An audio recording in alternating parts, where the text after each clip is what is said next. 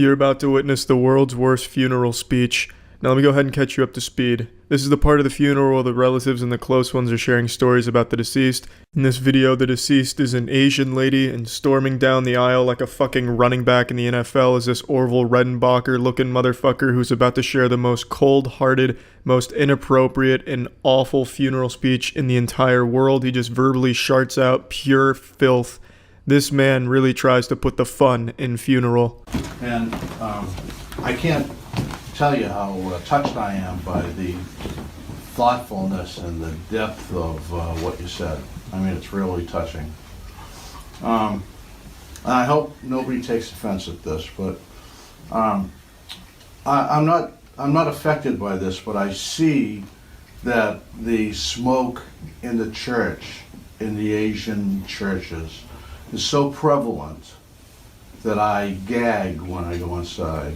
Yeah, I hope nobody takes offense to this, but go fuck yourselves. I hate all of you. When I come in here, I want to gag. You all make me physically ill and should be ashamed of yourselves. I love how he starts this with, I'm not affected by this. What a sociopath. Yes, I'd like to make it very clear, I'm not affected by this. Do you think I care? If you think I care, then you're fucking stupid. I don't give a shit. You think I give a shit about this? She's gone. Doesn't matter. You know what does matter? The incense smoke in this church. It's overwhelming and unreasonable. Really, it's the optimal time for a PSA here, and I'm glad that he was able to step up and be the hero he needed to be and say what needed to be said. The most important part of every funeral is the PSA portion. And I'm not sure if this is a factor, but I think it is a factor. And I believe it is a factor. My favorite type of argument is the same kind of shit you hear from the anti-vaccination crowd.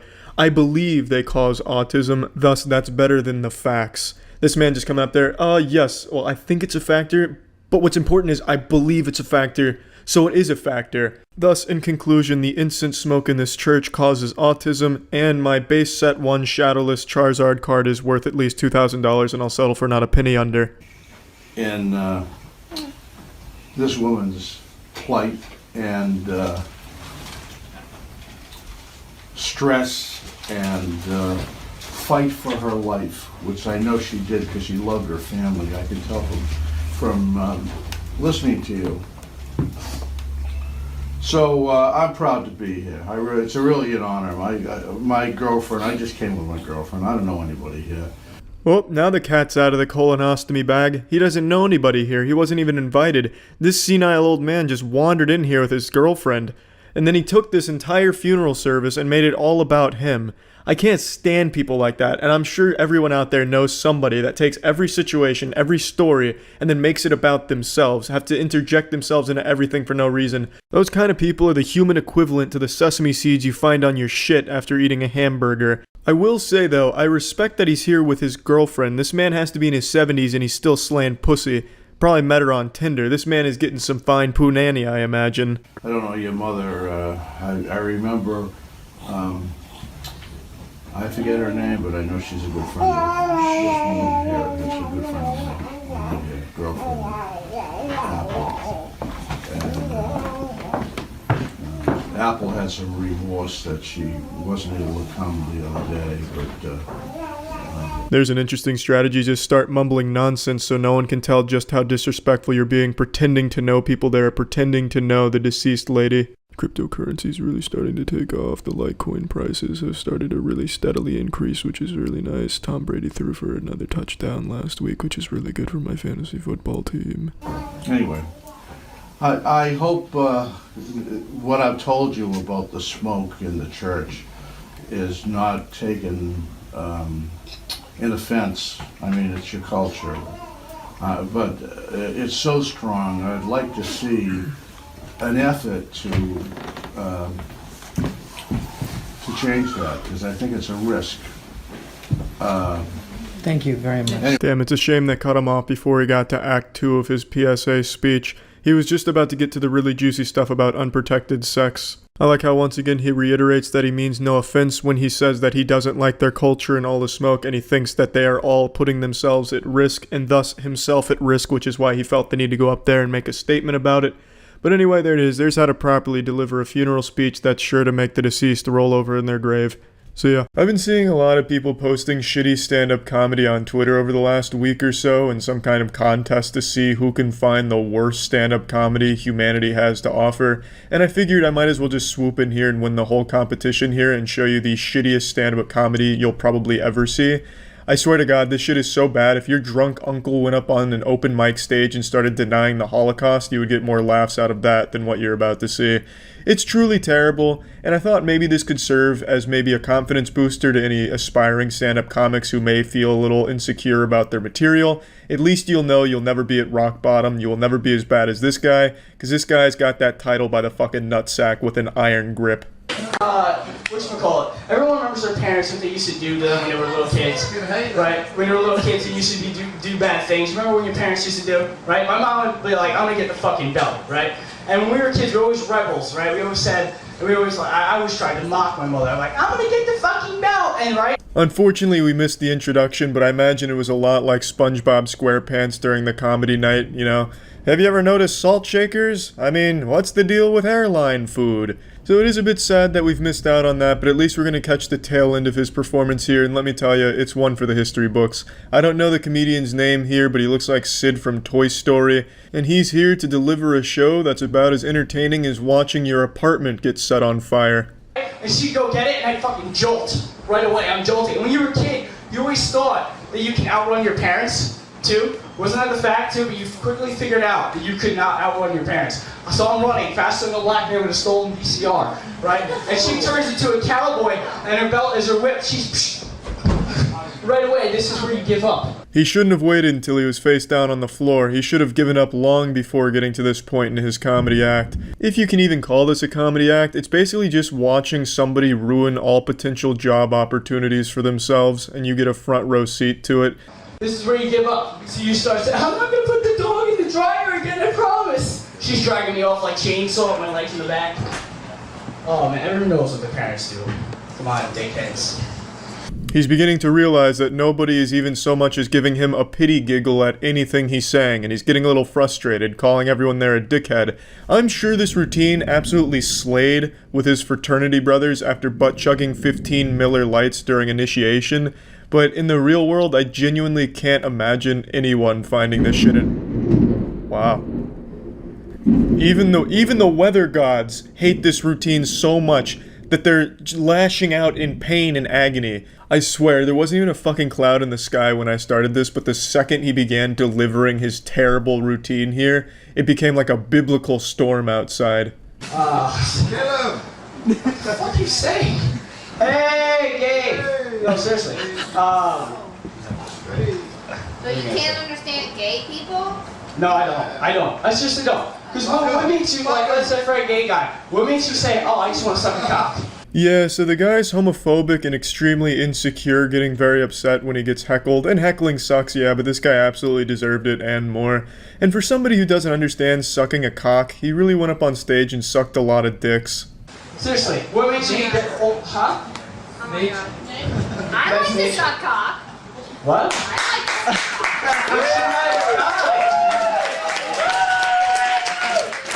How does that signify that you're gay? You're not. don't know. You just said, how do you like to suck cock? I'm saying if you were a guy, you have to pay attention to dumb fucking blonde.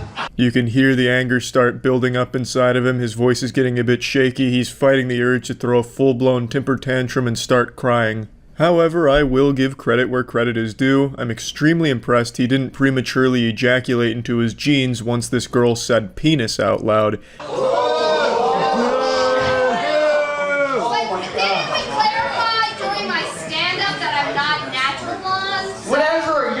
Blonde. It doesn't matter. Look at you, you're blonde, you're dumbass. That's it. Blonde dumbass. This guy thinks and speaks like a caveman. Blonde equal dumb. Dude came out here after murdering 5 tubs of hair gel, making sure his hair could stand up for this train wreck of a performance, and now his fragile ego is getting hurt on stage, and he's not too happy about it. Thank you for reminding me. I met a girl one time, and I asked her what her name was, and she said Dolphin. Okay? She said Dolphin. Wait, you said I met a girl? Look at my fucking bicep! You think I can meet a girl? He's getting defensive now. He's showing weakness. The football team threw him up against the lockers and now they're all making fun of him. So he's going through the 5 stages of grief. Denial, biceps, biceps, biceps, and biceps. This is actually how I find this guy whenever I want to rewatch this once every couple years. I just type in biceps comedian because he's the only guy dumb enough to start talking about his fucking biceps like this. And you can really just see that that comment really struck a nerve deep within him. I imagine he doesn't talk to many girls, so a girl saying that to him was just a devastating blow. So now he's resorting to his muscles that he's worked so hard, chugging creatine daily to achieve.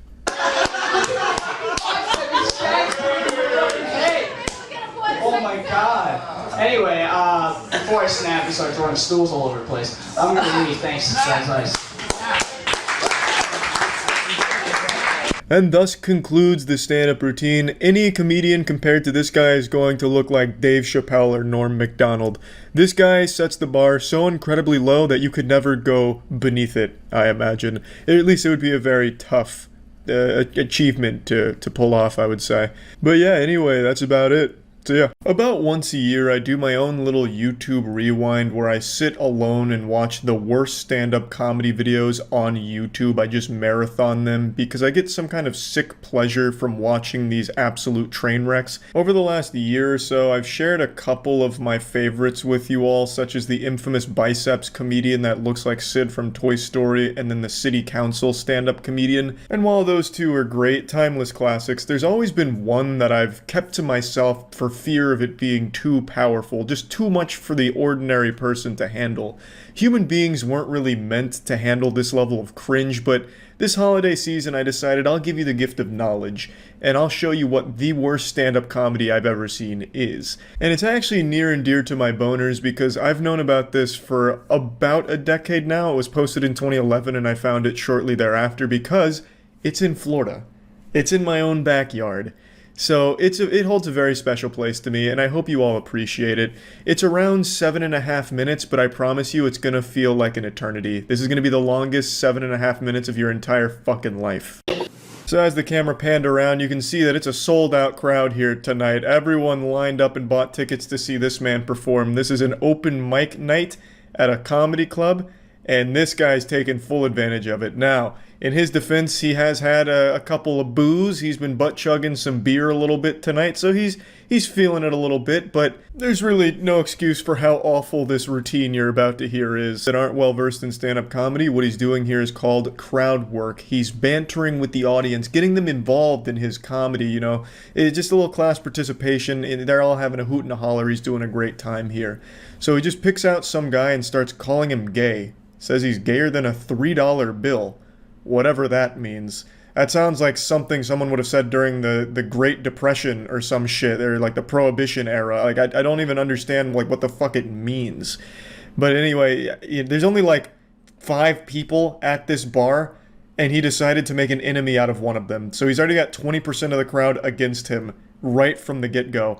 And unfortunately, the recording's a little late, so I would be very interested to know what was even happening before this that made the guy start recording. It must have been a fucking disaster even before he got on stage to fight. Like, he didn't even go up there and start with jokes. The first thing he went up there and said is that that guy over there is gay, like a $3 bill. And now it's just been him on the defensive the entire time. It's like he just went on the Roast Me subreddit just to get mad when people start roasting him for being shitty. This is the kind of video that would haunt someone for their entire life. You know when you lie awake at night just thinking of embarrassing shit you did and it makes it hard to fall asleep for a little while? Imagine this is something that you're thinking about. I can only pray that this guy was blackout drunk when this happened, so he just doesn't remember it at all. Otherwise, he probably hasn't slept for a single minute since this happened. It seems that herpes joke didn't stick the landing, and that is yet again another audience member he has made an enemy of for life. It feels like he has friends here because he keeps mentioning people's names, so he obviously knows people here. They have to be the worst friends of all time to let him go up here and do this in front of other human beings. Like, they should have just immediately, like, shuffled him off stage like the Men in Black, abduct him, just get him the fuck out of there before it got worse. The second he dropped that herpes line, his friends should have been storming the stage to... I'm sorry to keep breaking up his performance like this, but I just feel like if you watch this all in like a single runtime, you get cursed. It's like straight out of The Ring, like, you know, you watch that VHS tape and then you die, like, later. That's what happens with his stand-up routine. You watch it all in one sitting and then your wife leaves you and you go straight to hell or some shit. I don't even know what's going on here. He's not even telling jokes anymore. It just feels like he's treating it like a therapy session. You know, he's like, hey, I was married once.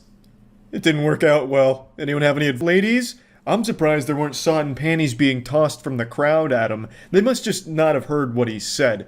He said he's looking to have unprotected sex at bars that he goes to. He's at a bar. So, come on, ladies, form an orderly queue in front of the stage and wait your turn here. It's a little wild. So then the cameraman gets involved here. He starts targeting the camera guy.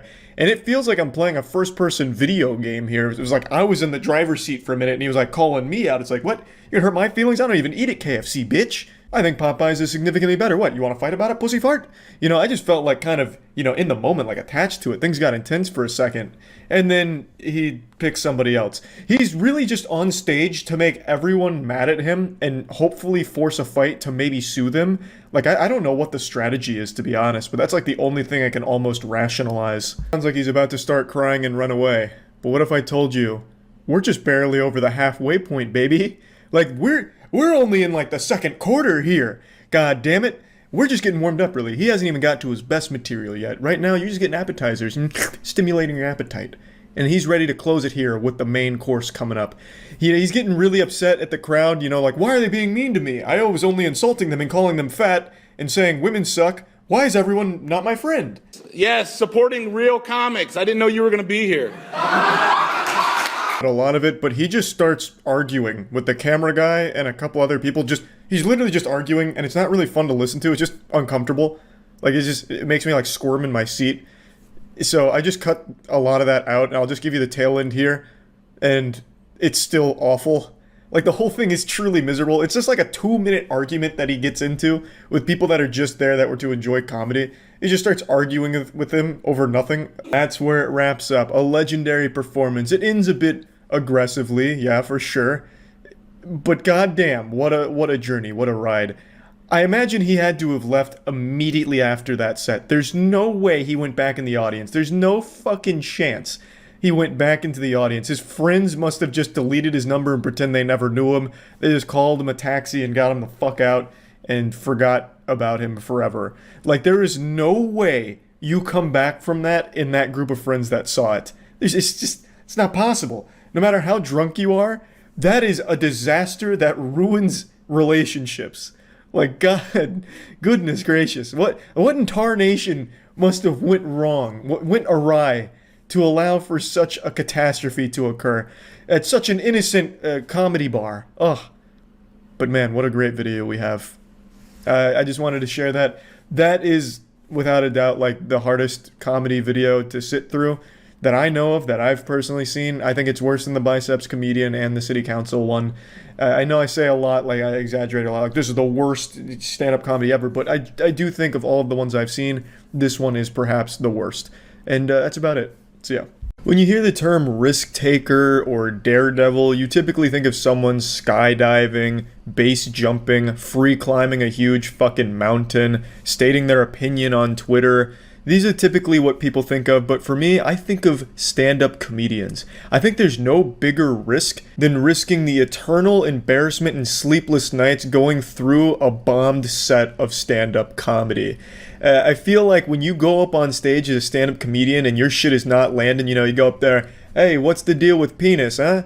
And dead silence, there's nothing quite as heartbreaking, gut-wrenching, or devastating. Like, just imagine how horrible that must be. Volunteering to go up on stage to try and make people laugh, but nobody's fucking laughing, and God forbid someone's heckling, maybe someone even says boo. Oh, boo would just ring in your ears for life. It'd be like tinnitus, but if it was constantly insulting you and reminding you of the worst moment in your fucking life, make you want to cut your ear off like Ludwig von Beethoven. So I think stand-up comedians are big risk takers, and today I want to show you a man that laid it all on the line to deliver stand-up comedy at the worst possible place for it, a city council meeting.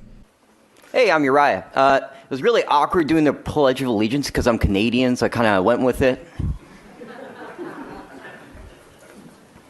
I did vote in the last election, even though I'm Canadian. I'm like, let's see what happens. If a Russian can vote, why can't I, right? Introducing our anime protagonist here, this is Uriah. He posted this video himself, so there's definitely a level of self-awareness here, though I can't imagine this is how he wanted the set to go, just getting fucking ass blasted by silence. Like, I swear to God, this video is more quiet than the time Squidward went to that place to be all alone in SpongeBob. It's rough. His first joke kind of resonates with the crowd. You heard a few giggles, a couple chuckles, maybe even a little knee slap somewhere in the back. But from there, it's all downhill. Being from Canada, I'm not used to the sun, you know? So it's just sitting there, you know, on the bench, sweating like a Republican applying for food stamps. The way that he's looking around the room, scanning everyone's face, trying to find even the faintest smile at his jokes is actually heartbreaking. It is absolutely pulling on my heartstrings. It's like when a kid and his mom gets separated at a grocery store, so the kid starts panicking and he's like frantically looking for his mom through the aisles, just looking for this glimmer of hope, like, where is she? Like, it's actually sad. It looks like the fucking John Travolta meme where he, like, looks around confused, like, oh, well, you know, why is no one laughing? It's a bad location for it, but I at least admire the fucking fat nutsack on this guy to come here and try. Obviously, I think the intention here was to have a viral video, or at least a headline saying something like, City Council meeting in Santa Barbara gets pushed off the rails as the members erupt into fits of laughter when the goofy Uriah comes in with a side-splitting comedy routine. These City Council members were expecting to tackle heavy subject matter today, such as picking up your dog's shit on the sidewalk, when all of a sudden, Uriah hit him with a stand-up routine. I imagine that's probably what he envisioned here, but unfortunately we don't live in that multiverse where that actually happened. Instead, we live in this fucking cursed universe where Uriah went in there and it fell flat on its fucking ass. I never have issues parking. I don't know. I feel weird. I can always park. I went down to Las Vegas to be part of the, you know, the Blue Man Group. And then my car broke down. They say what happens in Vegas stays in Vegas. In this case, it was my car in my dreams. Because, see, I had AAA, but, you know, I'm from Canada, right? So I had the Canadian version. It's when 3 Canadians get out and fight over who's going to help you. AAA. He's starting to find his zone a little bit. He's hitting joke after joke. A full combination blow here of comedy, but no one really seems to appreciate it there, except for the guy behind him who's got a smile on his face. Though it's hard to know if he's smiling at the jokes or the very uncomfortable situation that is spawning in the room. It's hard not to admire the confidence it took to do this, but if you're gonna step into the Thunderdome here, you gotta have some fire material so you don't end up with a situation like this. You know, hit him with the old City Council, more like Titty Council, honk honk. That gets him every time. That puts some smile on those faces, I'll tell you what. And you get him with like a classic. What did my butthole say when I put a finger in it? Nothing. It couldn't talk. It's a butthole, idiots. Stupid face. Yeah, that would slay at the city council, I bet. So, you know, that'd be my advice to any future city council comedians. Just make sure your material is top notch. Like, these aren't robots. They're soulless, sure, but you know, there's still some human emotion somewhere deep in there. And I'm sure if you just tickle the right spot on them, they'd laugh. You just gotta make sure the material's good enough. I've never had more respect for City Council than what you guys probably are feeling right now with me talking. I am American. I didn't commit voter fraud. That was a joke. Just to clear things up with the gentleman in the back, the police officer. I'm glad we set the record straight there. It would have actually been pretty top-tier comedy if he actually did get carried away in handcuffs because they thought he did commit voter fraud. That would have been pretty wild and wacky. I don't know what's going on with the guy behind him that's not smiling. He looks very curious. He looks like an undercover police officer in a sting operation. I don't know why throughout this entire video he's been like analyzing Uriah so thoroughly, hanging on every word. I'm just saying his attentiveness is concerning. I work in the funk zone and I hate it. Everyone asks me, is this the funk zone? Yes. Jeez. Have any of you guys rode the Greyhound before? The Greyhound is the Cards Against Humanity of travel. You just never know if you're gonna get stabbed. Am I right? Ah.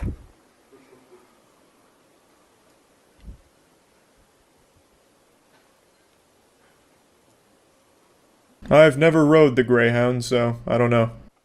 I'm wasting my time thinking. People don't think anymore. I'm like a live Twitter feed at this point. You know what I mean? I was watching. No, I wasn't. Mr. Westman, thank you That's so my much. time. Hey. Yeah, that's it. Thank you. All in all, it definitely could have been worse. He could have been arrested. Meteor could have hit the city council. I mean, there's definitely worse things that I could imagine happening there. But this was pretty bad. That's definitely in like the top 5 of the all-time worst things that could happen, shy of like an apocalyptic event localized entirely to that city council headquarters. It was rough. It definitely was rough, but I will say he at least ended on a banger with the "I was watching, no I wasn't." For a moment there, he was gonna go for something else and said, "It's just not fucking worth it. You know, let's just pump the brakes right now. I'm not even gonna bother." So I don't know what the fuck he was watching or wasn't watching, but he left it on a cliffhanger, and that's how you do it right there. Pretty good, all things considered, I'd say. That's about it. See ya. No doubt the first thing that pops into your mind when you think of me is fashion. I really am one of the most probably well-dressed people on the internet. I'm kind of a fashion icon, I would say. And it's nice to finally be recognized for my contributions in that industry because Matt and myself were invited to do a fashion shoot catwalk for charity. And we said, absolutely, you bet your sweet Bippy will be there. I'll see you tomorrow. And by that I mean, I'll see you in 21 hours because I'm afraid of flying. So it was a nice, casual, serene 21-hour road trip. And it felt even better when I got damn near alcohol poisoning on the way home and was uncontrollably sobbing in the backseat, worried about being drunk forever. But the point is, we went to this fashion walk for a company called David Allen. We were supposed to be modeling suits, and we thought, well, we could do more than that. So we came up with one of the most foul, rancid routines we could cook up and decided to let it rip. We didn't really tell them too much about what we were doing. I think they expected us to just walk it, but we wanted to, like, fucking shut that shit down. We wanted to go hog wild with it. So there was quite a few people there that made it clear we had no business being amongst them. Like Wiz Khalifa was one of the people there. And man, did we make incredible fools out of ourselves. I couldn't be more proud. So we did a fucking goofy vlog style video going through this entire journey, as well as the performance, of course. So I'm just gonna let that whole thing play. Hey. Oh, you moved away. My Still jump scare got me. didn't work. Well, we're a vlog channel You wanna now. give us a room tour?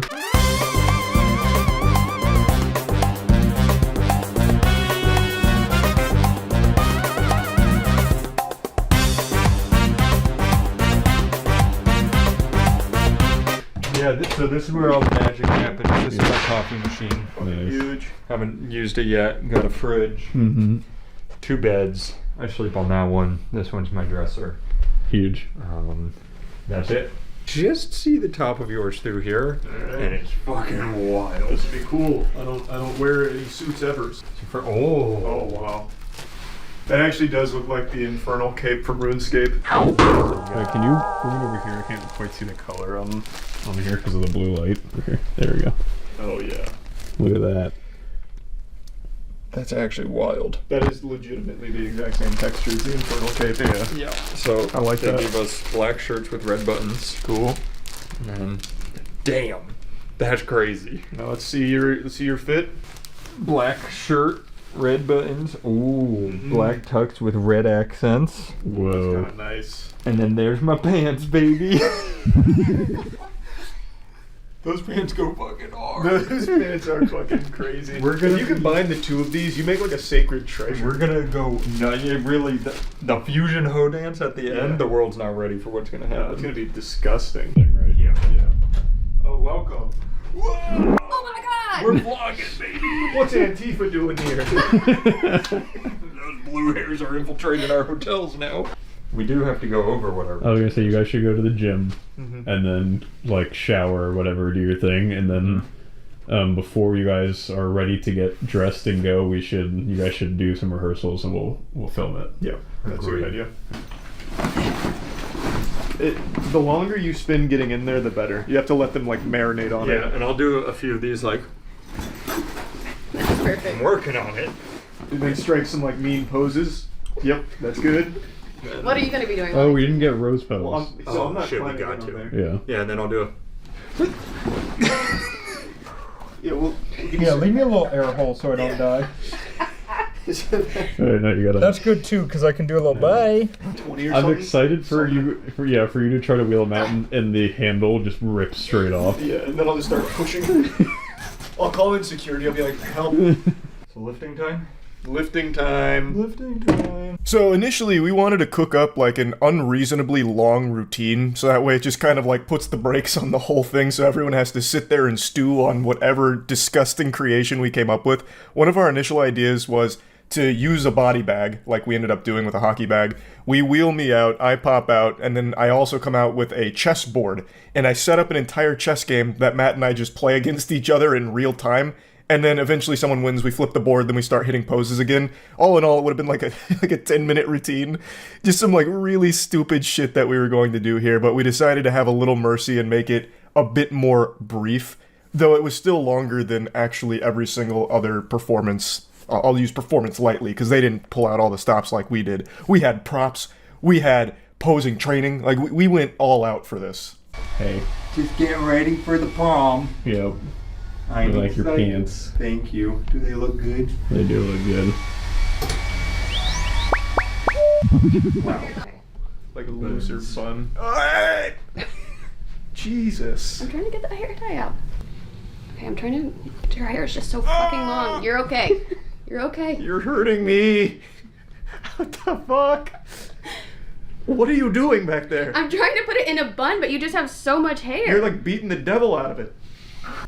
This is Charlie's first time in a button up. Charlie, where's button up? I feel like we're getting ready for like a bar mitzvah. Oh my god, Charlie. Let me find another hair tie. We have black ones. I have to go to my room and grab the black Yeah, ones. I just put these on for now. Just so that hopefully it has something to like hold on to. Here, don't breathe it in. Take a big huff. You can't Where breathe did for the that rest of the brush night, no? Where'd that brush go? This is my room. This is where I sleep. You guys are the most ridiculous human beings in the world. I can't see. Oh, yeah, that's very... Oh, yeah, that's very continental. Okay. Yeah. I fuck with that. Continent. That's kind of what I was thinking. That's a John Wick reference. You wouldn't get it. I know, I'm stupid, I'm sorry. I'll just do one side, I think. Asymmetry is pretty cool. Yeah. Okay. Like, that's Superman. Like that? Yeah. Good? That's fine. Okay. Sorry. No, Okay. it's fine. Okay. Alright. I'm ready. That's fine, right? I don't need two. They look beautiful. Thank you. That means a lot to me. Alright.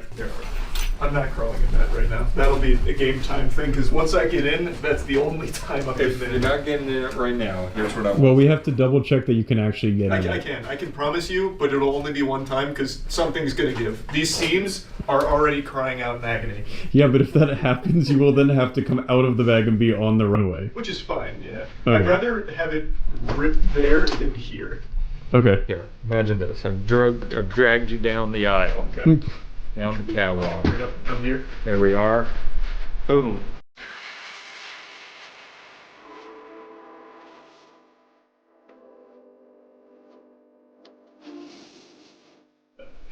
I mean, we can do that. We can do that. Let's go. We can do this. This routine is good.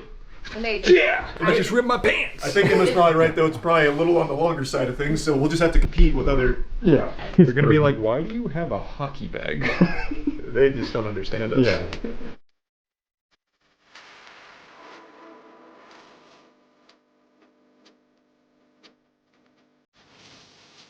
That little interview I did right there, I don't know where it aired, but I promise you, it was probably the most uncomfortable moments of television anyone had ever seen. Because I did a bad job. And I couldn't be happier about it, actually. I think it really played into the entire feel, the vibe we were going for. And I couldn't be happier about it. The entire time, my buttons were unbuttoned and my zipper was down, so I might have been hanging hog. I'm really not sure. I didn't notice until I got inside to use the bathroom where I was like, yep, that was open the whole time. So, very cool interview. If television was blessed with that, you're welcome. If you saw it on like your local news station or wherever it was. But yeah, basically the routine we came up with was a lot smaller than our initial scope. We wanted to do a whole kit and caboodle here. Blue steel, you know, out the wazoo, maybe a magnum or two, and then of course the chessboard and a lot of other wacky props and things, but we decided not to. We were even going to hire like a birthday party magician to come out there with us to do like juggling and pull quarters from behind our ear. But yeah, still very proud of this routine and the way it went through. I'm good. No, I'm getting you guys walking. Oh, of course. The camera. How was that? What did they ask you? I couldn't hear. They were asking what kind of performance we're doing, and I told them, of course, it's a gothic contemporary piece inspired by some of Kabuki Theater's work. They also said there's a lot of strife in the world. Charlie, a lot of people are saying you're the only guy who can fix it. Yeah. Naturally. We said we'll save that for tomorrow. Yeah. Tonight's about fashion. I hope you know this umbrella is not actually covering me at all. You don't respect me. Thank you so much.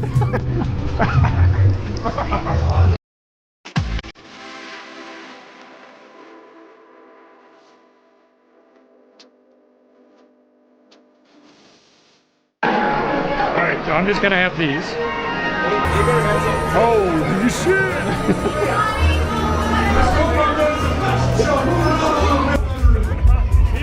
He's still performing. You got a couple minutes. Are you guys having fun? Oh, we're having fun. Are you having fun? I'm having fun.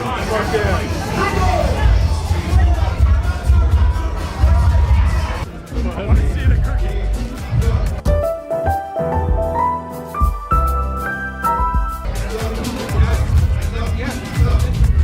Very cool.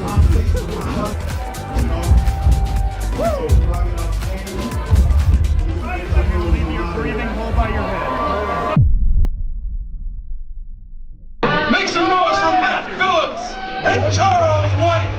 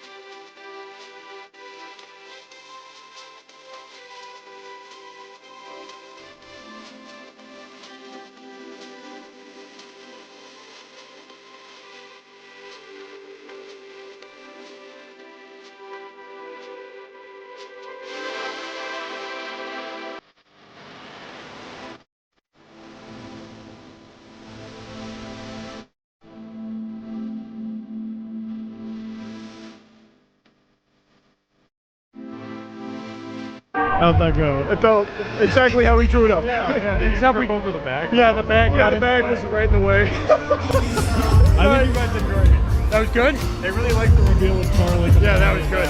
The specifications of the catwalk were different than what they told us. So. We were working under old diagrams, so We had to adapt on the fly. I'm sweating my ass off. Oh my god.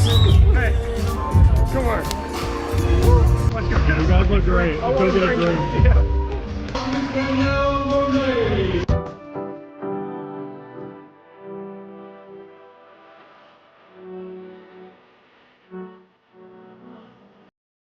We were supposed to leave, what, 5 hours ago? 4 hours ago? It has been 12 hours, and I am still fucking wasted. Like, I feel like I am still at a club right now. We should give a little update on how the drive went yesterday. Pretty smooth. I think I maintained composure pretty well for the most part. You guys probably didn't even know how bad I was. No tears were shed. Yeah. Not yours, not mine. Yeah.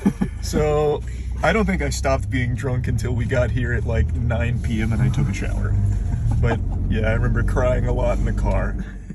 I was going to wait for this video to be finished before showing anything or talking about it, but I just can't wait any longer. I'm scratching at my neck about this. The cup runneth over on giggles. I keep laughing to myself about it, so I just want to show you it, at least a little bit from it. A few days ago, my friends and I thought it would be a banger idea to go to a comedy club and perform a stand-up routine, a nice tight 5.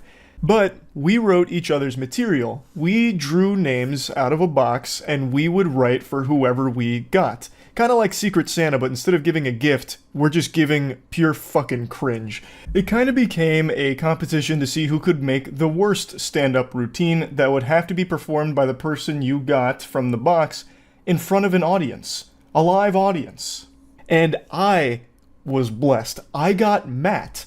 And I knew I could do something diabolical. I think I created one of the worst stand-up routines most of you have ever seen. This shit is so bad, Amy Schumer's probably gonna steal a few jokes from it. And I just need to show you it.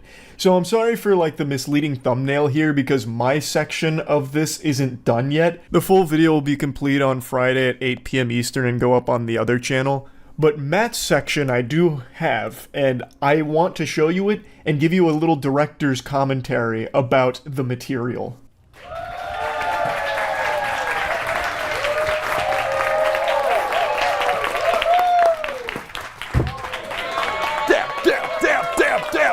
Damn! Woo! How's everybody feeling tonight? That was pathetic. How's everybody feeling tonight? Oh. I said, how's everybody feeling tonight? That's better. This was filmed at noon on a Monday. Prime time for aspiring comics. A little matinee stand-up. And that wasn't even on purpose, by the way. I wrote this before I knew when and where we'd be performing our stand-up, so I'd already wrote in, how's everyone feeling tonight? And it just so happened that it's fucking first thing in the morning, so that was great. Now, the idea behind it was, I wanted Matt to come out with bombastic energy. That was actually my direction in the script. I wanted him to come out there hooting and hollering, getting people fired up, hitting them with some of these, a little dozy-do. I wrote in a few dabs, just really rancid, foul energy. If I had the option, I would have also had a theme song play like the WWE, and it would have been the fucking Harlem Shake I'd have him try and start for the crowd. I wanted this to just be off the rails, off rip. And kudos to Matt because he sent it. That was 110% out there. Now I do want to mention that I did make a request of the audience to do their best not to laugh during his performance. I was pretty confident that most people wouldn't be laughing anyway, but I just wanted to be super safe because I wanted this to be as brutal as possible, which I know is kind of evil, but god damn it, the result is a masterpiece. So my name's Nat. I'm from Tampa. Yeah. Whew. Tampa! Tampa! Damn. Oh, fuck. All right. I'm gonna put some smiles on your faces tonight, even though you guys aren't really feeling into it just yet. Let me get a little movement here. So I've been working on some new material. No pity laughs, please. It's all fucking hilarious, though. Okay.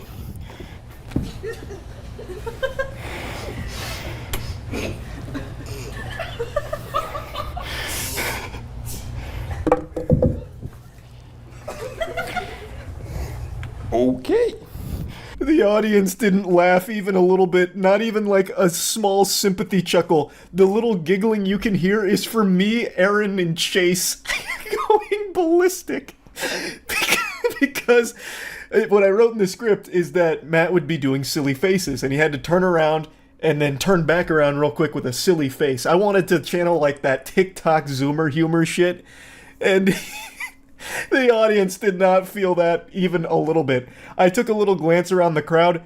It was worse than a funeral. I know I had requested they do their best not to laugh, but there wasn't even like the slightest urge to laugh. Like, it was very clear that this material, even if not given that direction, would have elicited not even a single chuckle or a smirk. Now, since I wrote this before I saw the venue and all of that, I didn't know we'd have access to a stool. I would have 100% written in some classic Joe Rogan stool humping. I didn't know the tools we'd have at our disposal. I didn't know the equipment we'd be working with, so unfortunately a huge missed opportunity here for some stool fucking. That probably would have sent the crowd into gut-busting fits of laughter. Like, they would have been sounding like hyenas out there with how hysterical that would have been. But unfortunately I didn't know, so it's not in there. I'm gonna go ahead and let you know now. Don't expect any stool humping. Oh, this one's gonna kill. Give me 1 sec. I have some props with me. I think you all can see this just fine.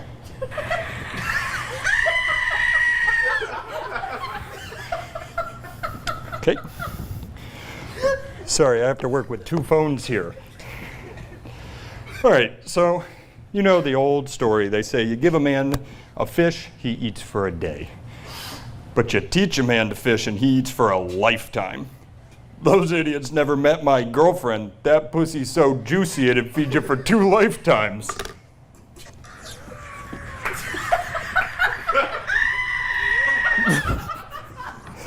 I can't even fucking watch it back without laughing. It was so beautifully painful. So, let me explain a little bit about this little humdinger here.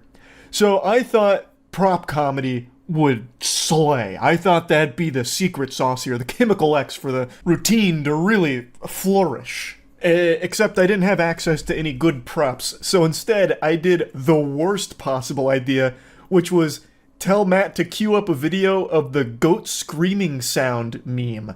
So instead of it being like a prop, it was more like a soundboard to complement some of the worst written jokes I could think of. So like the juicy pussy one. Also worth noting, Matt has a wife, and she was there. So for this bit, it was now more than just me, Aaron, and Chase degenerately laughing at this. Now a couple other people were. Matt's wife, Ryan, Caleb, Zach, and Drew were now starting to laugh at how awful this routine was. It's my magnum opus of cringe coming to fruition, and we're still just in the beginning, the first act. Wow, all right. Sorry to my wife in the crowd. Oh, sorry, a different video started. I'm new to this. Oh, God, I'm gonna skip that part. Speaking of my girlfriend, she said she was tired of my indecisiveness. So I told her I decided to leave. It won't play again. I fucking hate it here. Let me pull it back up. Sorry. You can see panic start to wash over his entire soul here. This is a war zone now, and Matt's in the center of the artillery shells of cringe. The only people laughing even a little bit were us. I honestly thought for a moment someone might start heckling him. And I think if someone did do that, Matt's heart would have stopped right there on stage. We would have had to take him out in a stretcher. Oh, man. So, he skipped a lot of jokes. I was actually going to really milk the shit out of the goat screaming sound effects. I wrote like a few other jokes that would end with the goat scream. So, like, one of them was... Here, I still have it written down. I'll just read one verbatim, because, I mean, they're not exactly the, top shelf material here. But damn it, I would have loved to see him performed. So... One of them that he obviously didn't say, I tried to masturbate to VR porn, but I wasn't ready to actually feel like I was in the scene. So when the girl squirted, it acted like a jump scare, had me going, goat scream. What I didn't plan for was how difficult it would be for Matt to use technology up there. I thought he'd be able to just hit rewind whenever he needed to, but it turns out he had autoplay on, and it went to an Elijah Wood documentary, which it threw everything out of whack. But I had a couple more jokes like that would be goat scream sound effect as the punchline. It was going to be putrid. I also had a couple scrapped ideas from the script. I was going to have a ventriloquism segment in there, but since I couldn't find props, I obviously couldn't find a ventriloquism dummy. But damn, I'm still so happy with how all of it had turned out. All right. Okay, so I'm starting to think these aren't going over very well, so we're going to go back to the classics. Oh my God. You guys hearing that? Okay. All right. Sir, I am going to read your mind. You thinking of something?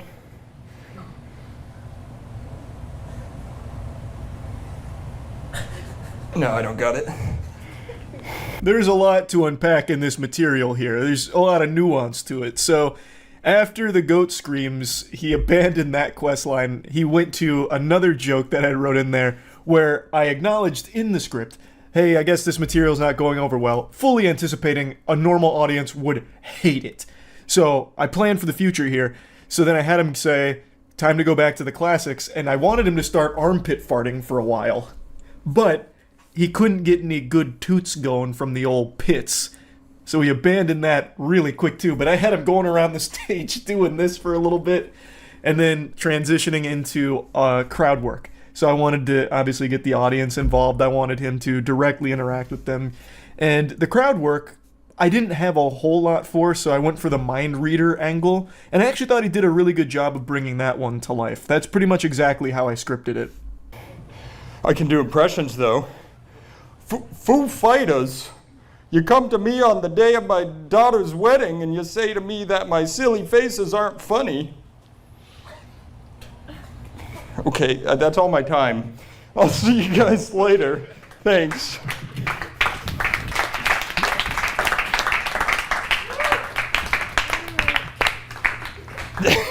Charlie, I fucking hate you. A brilliant finale, a wonderful conclusion. I had envisioned the routine taking close to 4 to 5 minutes, but I think as it became very clear that the audience wasn't really laughing at the jokes, Matt started to speed run through the material, missing a couple very important elements to it. But overall, what an incredible performance from Matt, huh? Give it up for Matt. The stand-up career is looking promising, I must say. The way he was able to fully commit to it, I think, is nothing shy of extraordinary. And I think the audience, while they may not have, loved it in the moment, they'll look back on it fondly as a core memory. Damn. So this is how bad stand-up can get. I was there for it. And that means something. That's special. But I'll tell you what, sports fans, I certainly loved it. Who? Tampa! Tampa! Tap. Oh, fuck. All right.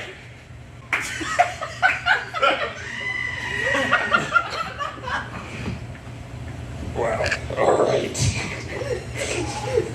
Sorry to my wife in the crowd. Oh, sorry, a different video started. I'm new to this. Oh, God, I'm going to skip that part. Speaking of my girlfriend.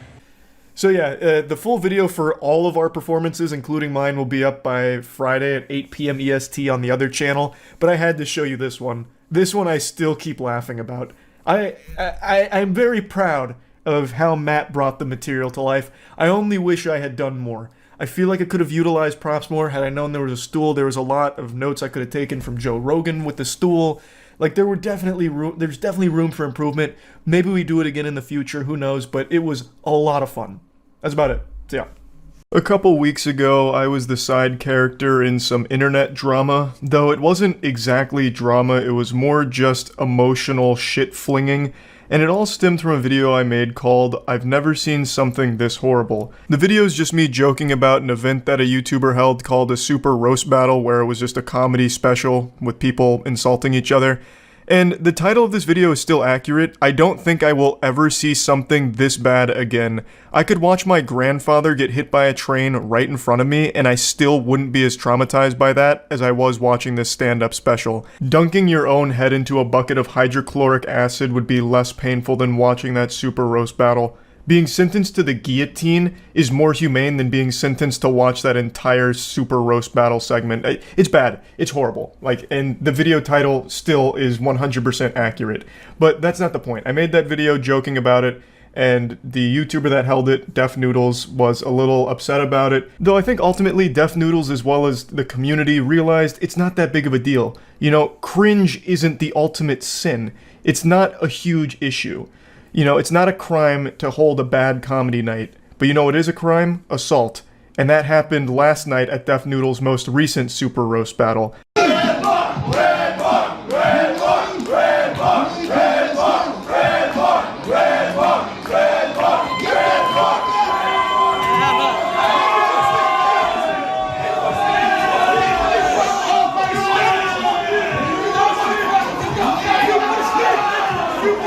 At At first I thought this was staged, because it looks like something straight out of the WWE. I was half expecting Stone Cold Steve Austin to come out with a beer and a chair and hit Def Noodles in the back with it. But it wasn't. This is as raw as it gets. Def Noodles truly did blast through the door like the Kool-Aid Man and shove this guy into the crowd. Now, I don't know who the guy is on stage, and I also don't know what they're chanting. It's like a fucking Yanny and Laurel situation here. I really hear a bunch of different things. At first, I thought they were chanting ringworm, and I started connecting dots and doing some mental gymnastics to figure out how the fuck that made sense. So I thought he was up there accusing Def Noodles of having a ringworm, and everyone started chanting ringworm. But then I started like really trying to digest it like a fucking audio engineer trying to get into the weeds of it, and then I kept hearing rebar. And then that didn't make any sense to me either, because what, are they all fans of like construction? Why would they be chanting about rebar? So I then turned to the comment section to figure out if anyone knew what they were saying, and it turns out he was chanting red bar, which is apparently a show that makes fun of Def Noodles sometime. So he was getting the crowd to turn against Def Noodles by chanting red bar, I think. That's the leading theory here, but I'm not 100% sure because I can't quite tell what he was saying. Also, this was filmed on a phone, but the whole event was live streamed yet again, and on the live stream, this whole section was muted. So that's of absolutely no value right now, but it does give us a really cool cinematic angle for the push.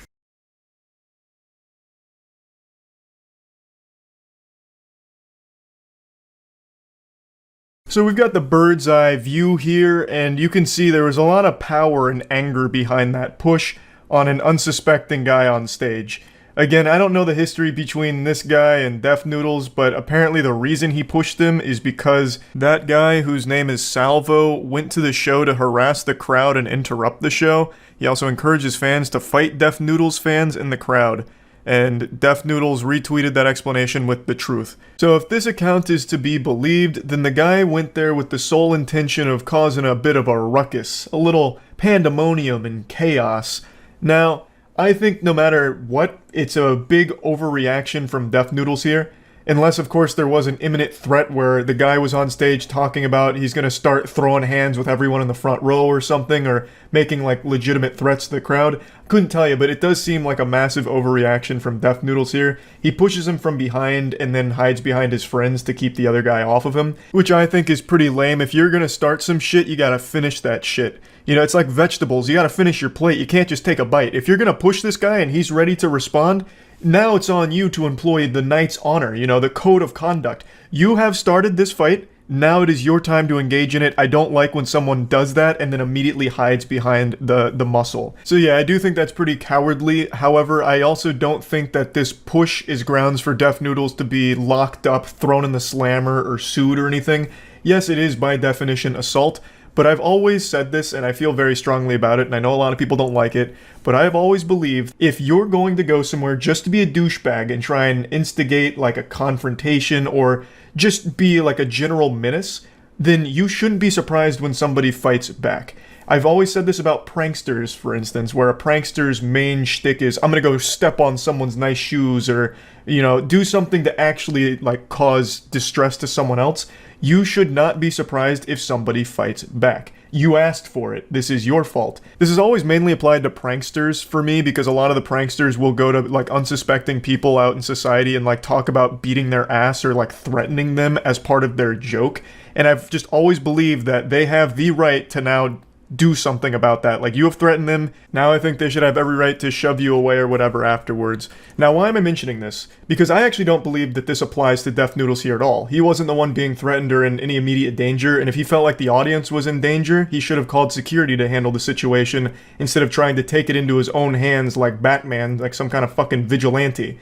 You know, this is a situation where he should have relied on the professionals that were there. Apparently there was security there, so he should have had them do their job and take this guy away if he felt like he was a danger to the crowd. But he didn't. He came up and shoved him from behind, and I don't think there's any way for him to really justify that and come out looking good from it.